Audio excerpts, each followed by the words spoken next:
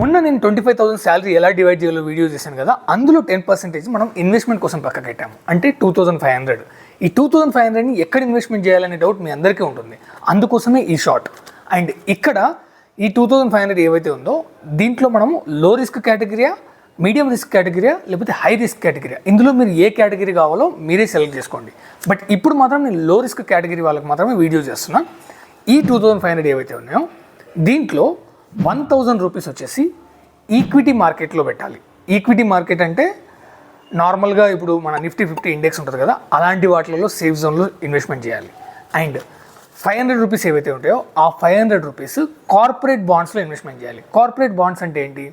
For example Ambani లేకపోతే అదానీ లాంటి companies ఉన్నాయనుకో, వాళ్ళు మన దగ్గర నుంచి బాండ్స్ రూపకంలో అప్పు తీసుకుంటారు. అండ్ అయితే particular rate of returns like 9% 10%తో వాళ్ళు రిటర్న్స్ ఇస్తారు.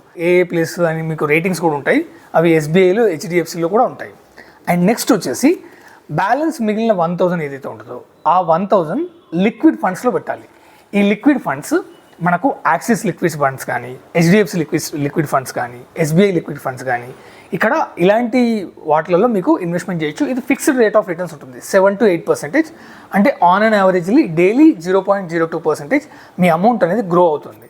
ఇది ఓన్లీ లో రిస్క్ వాళ్ళకి మాత్రమే. మీడియం రిస్క్ వాళ్ళకి మనం నెక్స్ట్ వీడియోలో చూద్దాము. వీడియో నచ్చితే లైక్ చేయండి.